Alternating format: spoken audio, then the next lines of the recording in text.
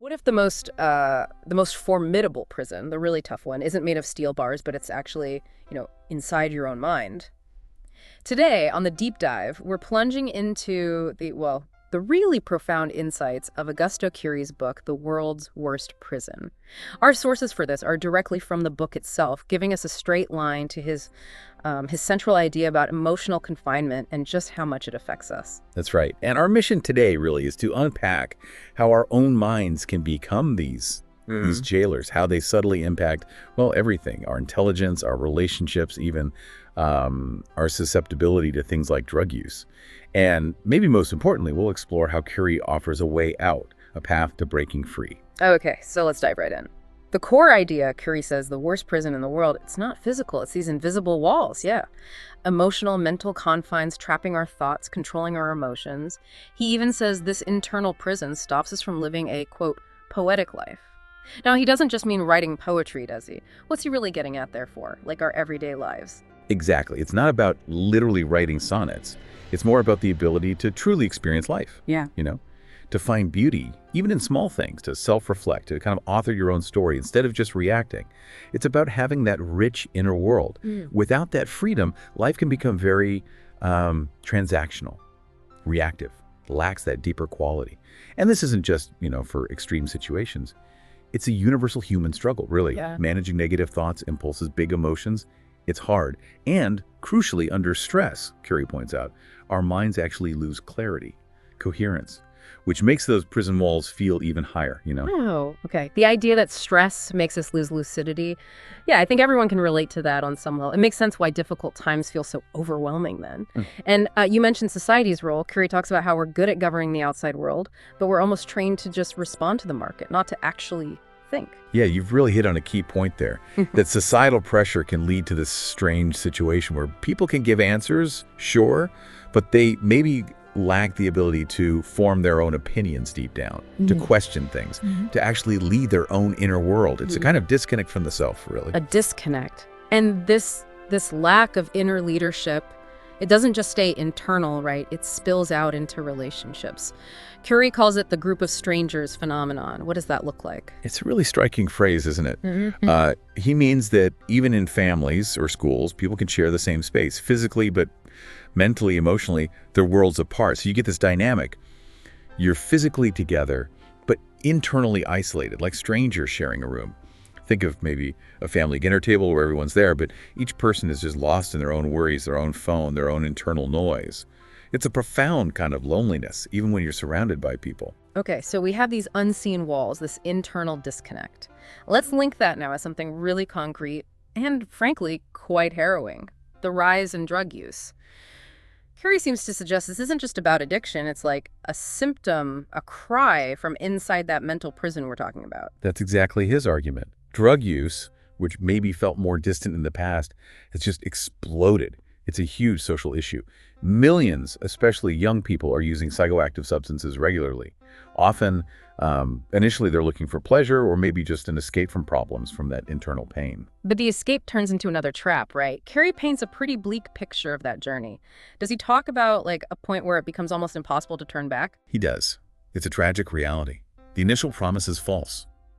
Users often end up losing the ability to feel genuine pleasure, to manage their emotions, to cope with life's inevitable knocks, losses, frustrations. The emotional pain can become so intense, so unbearable, that it drives this compulsive need for another dose. It just highlights this profound fragility, this inability to tolerate suffering that develops. The escape route becomes a deeper prison. And the statistics for getting out are pretty grim. Traditional treatments have low success rates. So, from Cury's view, what are we missing? Why isn't it working better? That's a tough question. And the low success rates, only maybe 10 to 30% for those who seek help themselves. They really force us to look deeper. Part of the problem, Cury notes, is how complex it is.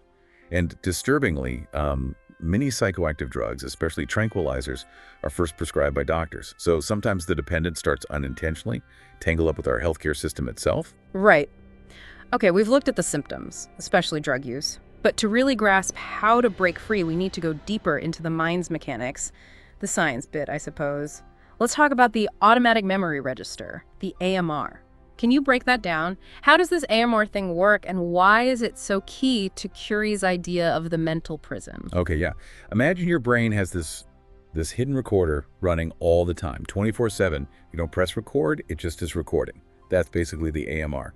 Every single experience, good, bad, scary, happy, anxious, it all gets logged automatically, involuntarily. You don't choose what gets stored. And these recordings aren't just neutral files, they hold the emotional weight, the feeling of that moment, so they become these powerful, often unconscious architects of our inner landscape. So these memories, especially the painful ones, once they're recorded by the AMR, they can just pop up again. This memory glance thing sounds unsettling, like an internal jump scare. It can feel like that, yeah.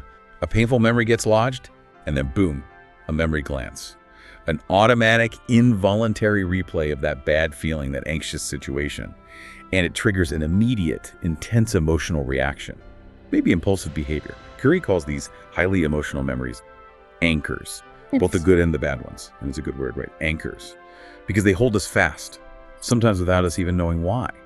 They shape our automatic thoughts or gut reactions. Anchors, yeah, I like that. And this leads to the autoflow phenomenon, especially with drug use. It sounds like that makes these anchors dig in even deeper. It does. It's a really vicious cycle. With continuous drug use, you get this autoflow.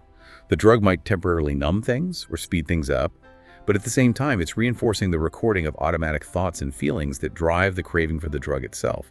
So the drug use fuels the need for more drug use, and the brain adapts to psychoadaptation, needing more and more for the same effect. Plus, drugs tend to suppress consciousness, that self-awareness you need to actually process pain, so the walls just get thicker. We often focus on the physical side of addiction, the withdrawal. But Cury says the psychological aspect, the inner representation of the drug, is often stronger. What does that really mean for recovery, beyond just getting clean physically? That's a really vital distinction. The idea of the drug, what it represents psychologically, that can be way more powerful than the physical dependence. It's what keeps people going back long after detox. Think about it. Alcohol to feel sociable, cocaine to escape, tranquilizers to forget. These become psychological crutches, right? Destructive tools, but tools nonetheless for trying to manage that internal world. And the bigger picture here is that chronic use really damages core mental functions. Attention, memory, emotional balance. It literally diminishes your ability to lead your own mind. It really does sound like a prison, built brick by brick from thoughts and feelings and chemicals. But Cury doesn't leave us there, does he? There's a way out, an inner revolution. He really pushes prevention, calling it the cure. Which seems obvious, but maybe it gets lost sometimes. Absolutely. He hammers this point home. Prevention is so much better and, frankly, less costly in every way than trying to treat dependence after it's taken root. The real focus should be stopping that initial use, not just damage control later. And he proposes this multifocal approach.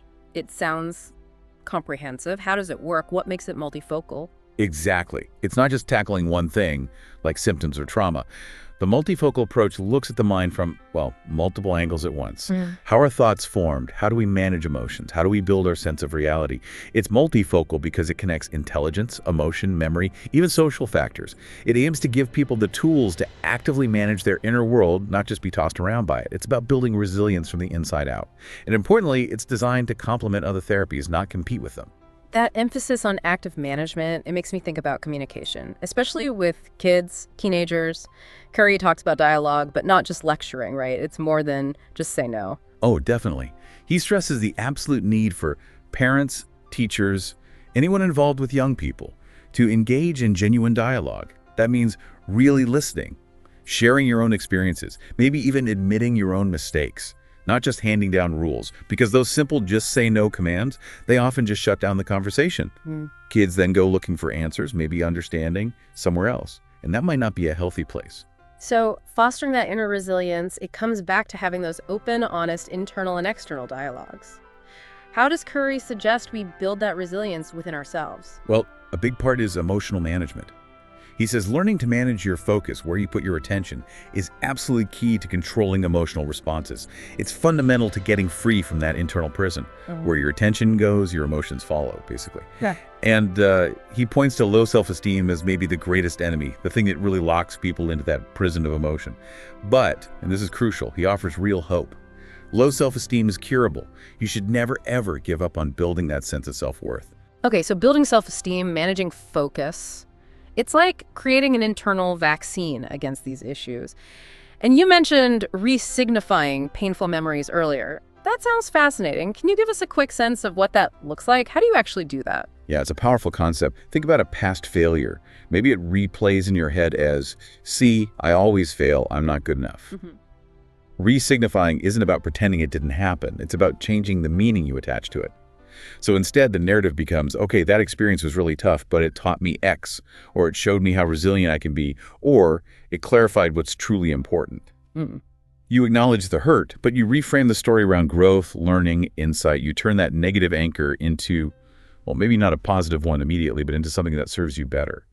Yeah, developing these skills, managing attention, reframing. Cury believes that gives young people a kind of vaccine against drugs, against other mental health struggles. You don't erase history, you rewrite its power over you. That feels like it requires a fundamental shift, maybe even a revolution in how we educate people, moving beyond job training to actually cultivating free thinkers. That's exactly what Cury calls for, a revolution in education, one that fosters individuals who can question, who can lead their own inner lives, not just respond to external demands. Because ultimately, he argues, the most intelligent person isn't the one who magically avoids all problems. It's the one who learns how to navigate them, how to support themselves through difficulty with clarity and resilience, how to essentially write their own story. This whole deep dive into Cury's The World's Worst Prison, it really shifts perspective, doesn't it? It leaves us with this really potent idea that the worst prison, the one that truly confines us, is largely one we build ourselves, inside our own minds, from thoughts, emotions, unprocessed experiences. So the freedom we're all searching for, maybe it isn't really about changing our external circumstances that much. No, it seems the real freedom, the profound freedom, comes from that deliberate, sometimes difficult, but always courageous act of turning inward, understanding, challenging, and ultimately learning to lead that internal world. It's not a one-off fix, of course. It's a journey, isn't it? A continuous path of self-discovery, self-management, and growth. But it's a journey that promises, for you listening, a more lucid, more coherent, and maybe, just maybe, a more truly poetic life.